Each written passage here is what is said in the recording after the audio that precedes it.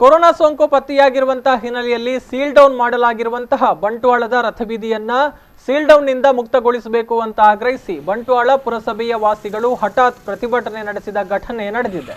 ಪುರಸಭೆಯ ಹಿರಿಯ ಸದಸ್ಯ ಗೋವಿಂದ ಪ್ರಭು ಅವರ ನೇತೃತ್ವದಲ್ಲಿ ಸೀಲ್ ಡೌನ್ ಮತ್ತು ಲಾಕ್ಡೌನ್ ವ್ಯಾಪ್ತಿಯ ನಾಗರಿಕರು ಬಂಟ್ವಾಳ ಸಮುದಾಯ ಆರೋಗ್ಯ ಕೇಂದ್ರದ ಬಳಿ ರಸ್ತೆಯನ್ನ ಮುಚ್ಚಲಾಗಿರುವಂತಹ ಬ್ಯಾರಿಕೇಡ್ ಸಮೀಪ ಪ್ರತಿಭಟನೆಯನ್ನ ನಡೆಸಿದ್ದಾರೆ.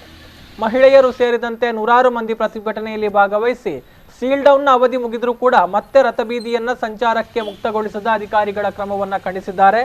ಸುದ್ದಿ ತಿಳಿದು ಸ್ಥಳಕ್ಕೆ ಆಗಮಿಸಿದ ಬಂಟ್ವಾಳ ತಹಶೀಲ್ದಾರ್ ರಶ್ಮಿ ಎಸ್ಆರ್ ಅವರನ್ನ ಪುರಸಭಾ ಸದಸ್ಯ ಗೋವಿಂದ ಪ್ರಭು ಸಹಿತ ಪ್ರತಿಭಟನಾಕಾರರು ತೀವ್ರವಾಗಿ ತರಾಟೆಗೆ ತೆಗೆದುಕೊಂಡಿದ್ದಾರೆ. ಬಂಟ್ವಾಳ ನಗರ ಠಾಣೆಯ ಎಸ್ಐ ಅವಿನಾಶ್ ಮತ್ತು ಸಿಬ್ಬಂದಿಗಳು ಪ್ರತಿಭಟನಾಕಾರರ ಮನವೊಲಿಕೆಗೆ ಯತ್ನಿಸಿದರಾದರೂ ಕೂಡ ಯಾರೂ ಕೂಡ ಸ್ಥಳದಿಂದ ಕದರಲಿಲ್ಲ. ಪರಿಸ್ಥಿತಿ ಕೈಮೀರುವ ಹಂತ ತಲುಪುವುದನ್ನು ಅರಿತ ಪೊಲೀಸರು ಹೆಚ್ಚುವರಿ ಪೊಲೀಸರನ್ನ ಸ್ಥಳಕ್ಕೆ ಕರೆಸಿದ್ರು. ಕೊನೆಗೆ ತಹಶೀಲ್ದಾರರು ಸಂಜೆ 5 ಗಂಟೆಗೆ ಸೀಲ್ ಡೌನ್ ಅನ್ನು ಮುಕ್ತಗೊಳಿಸುವ ಕುರಿತು ಸ್ಪಷ್ಟಪಡಿಸುವುದಾಗಿ ನೀಡಿದ ಭರವಸೆಯಂತೆ ಪ್ರತಿಭಟನಾಕಾರರು ಮನೆಯತ್ತ ತೆರಳಿದ್ರು. ಇನ್ನು ಈ ಬಗ್ಗೆ ಬಂಟ್ವಾಳ ಶಾಸಕ ರಾಜೇಶ್ ನಾಯಕ್ ಅವರು ವಿ4 ನ್ಯೂಸ್ ಜೊತೆಗೆ ಮಾತನಾಡಿ, ಬಂಟ್ವಾಳಪೇಟೆಯ ಸೀಲ್ ಡೌನ್ ತೆರವುಗೊಳಿಸುವಂತೆ ಬುಧವಾರ ರಾತ್ರಿ ಮುಖ್ಯಮಂತ್ರಿಗಳ ಜೊತೆಗೆ ಚರ್ಚಿಸಿದ್ದೇನೆ. ಇವತ್ತು ಬೆಳಗ್ಗೆ ಕೂಡ ಡಿಸಿಎಂ ಜೊತೆಗೆ ಮಾತುಕತೆ ನಡೆಸಲಾಗಿದೆ. ಒಟ್ಟು ಸ್ಥಿತಿಗತಿಯ ಬಗ್ಗೆ ಸರ್ಕಾರದ ಮುಖ್ಯ ಕಾರ್ಯದರ್ಶಿಯವರಿಗೂ ಕೂಡ ಮನವರಿಕೆ ಮಾಡಲಾಗಿದೆ. ಈ ಬಗ್ಗೆ ಮುಖ್ಯ ಕಾರ್ಯದರ್ಶಿಗಳು ನೋಟಿಫಿಕೇಶನ್ ಅನ್ನ ಮಾಡೋದಾಗಿ ತಿಳಿಸಿದ್ದಾರೆ ಅಂತ ಹೇಳಿದ್ರು.